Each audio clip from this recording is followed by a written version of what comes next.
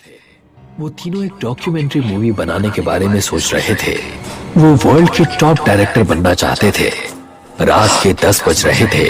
वो तीनों इस वक्त शिमला में घूमने आए हुए थे और होटल के कमरे में इसी बात को लेकर डिस्कस कर रहे थे।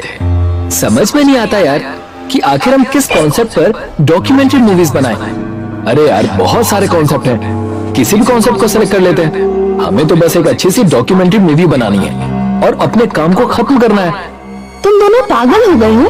हम किसी भी बेकार कॉन्सेप्ट पर डॉक्यूमेंट्री मूवीज नहीं बना सकते, क्योंकि हमें अपनी ये डॉक्यूमेंट्री मूवीज इंटरनेशनल प्रीमियर में दिखानी है। मुझे अपना मजाक बिल्कुल नहीं उड़ाना। तो तुम कहना क्या चाहती हो? हमें किसी ऐसे कॉन्सेप्ट पर मूवी बनानी चाहिए जो आज तक किसी ने नहीं बनाई हो, कोई रियल कॉन्सेप्ट। मेरे दिमाग में एक आइडिया है दोस्तों, पर पता नहीं वो आइडिया तुम लोगों को पसंद आएगा या नहीं। अब ये तो सुनने के बाद ही पता लगेगा कि हमें पसंद आएगा कि नहीं आएगा। क्यों ना हम लोग रियल घोस्ट पर एक डॉक्यूमेंट्री मूवी बनाएं। राहुल की बात सुनकर राजन और प्रिया कुछ देर तक बड़ी गंभीर मुद्रा में राहुल के चेहरे की ओर देखते रहे। अचानक वो दोनों राहुल का मजाक उड़ाते हुए हंसने लगे। तू पागल हो गया है क्या राहुल? घोस्ट, आत्मा, ये सब फिल्मों में अच्छी लगती हैं यार। तो मैं भी फिल्म बनाने की ही बात कर रहा हूँ। अरे बेवकूफ, ये सिर्फ मन गढ़ंत बातें हैं। हम सब जानते हैं कि फिल्मों में मेकअप करके घोस्ट बनाया जाता है और हमें डराया जाता है। और अब तो VFX का भी इस्तेमाल होने लगा है। ये टेक्निक जब से आई है तब से ये घोस्ट एकदम रियल लगते हैं। यही तो मैं तुम दोनों को समझाना चाहता हूँ। सोचो, अगर हमारे कैमरे में कोई रियल घोस्ट रिकॉर्ड हो जाए तो हम दोनों की किस्मत रातों रात पलट सकती है। और यहाँ से कुछ दूर एक कब्रिस्तान है।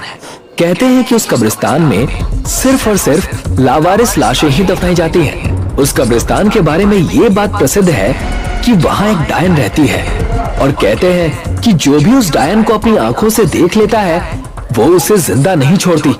दोस्तों, मुझे नहीं पता कि इस बात में कितनी सच्चाई है, पर मेरा दिल कहता है कि वहाँ पर कुछ तो है। वो सब उस कब्रिस्तान पर जाने के लिए राजी हो गए। वो तीनों दोस्त होटल के रूम से बाहर निकल आए।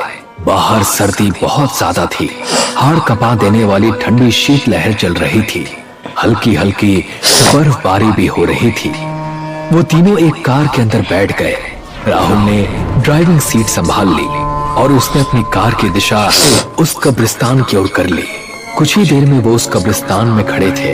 पता नहीं क्यों उस कब्रिस्तान के भयावता भरे सन्नाटे को देखकर प्रिया के शरीर के रोंगटे खड़े होने लगे। भयंकर सर्दी में उसके माथे पर पसीने की बूंदें टपकने लगी, मगर उसने इस डर को बड़ी सुंदरता से छुपा लिया।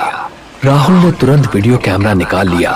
राहुल अंधेरे में रिकॉर्डिंग करते ही कब्रिस्तान की गेट से होते हुए अंदर चला गया और उसके पीछे पीछे राजन और प्रिया कब्रिस्तान के अंदर चले गए, जहां घना अंधेरा था। मगर तीनों ने उस कब्रिस्तान के अंदर कदम रखा ही था कि तभी राहुल और राजन के कानों में प्रिया के दिल दहला देने वाली चीख टकराई। प्रिया, क्या हुआ तुम्हें? तुम चीखी क्यों? जल्दी से टॉर्च निकाल राजन। राजन ने तुरंत अपनी टॉर्च निकालकर जला दी, मगर उसने देखा कि प्रिया उसके सामने खड़ी हुई उन दोनों को सवालिया नजरों से देख रही थी। तुम चीखी क्यों? मैं तो बिल्कुल नहीं चीखी, बल्कि मैं तो खुद हैरान हूँ कि मुझे मेरी चीख क्यों नहीं सुनाई दी। मुझे लगता है कि यहाँ कुछ तो गड़बड़ है। एक तो हमें यहाँ पर खुद लेकर आया और ऊपर से आप बोल रहा है कि कुछ गड़बड़ है। तू सिर्फ रिकॉर्डिंग कर। अपने दोस्तों के कहने पर राहुल कब्रिस्तान के अंधेरे में शूट करने लगा। कुछ देर बाद राहुल ने अपने दोस्तों से कहा, ठीक है दोस्तों, चलते हैं। अब तो कंप्यूटर में देख कर ही पता चलेगा कि कैमरे में क्या रिकॉर्ड हुआ है। तीनों अपनी कार में बैठ गए। राहुल के चेहरे पर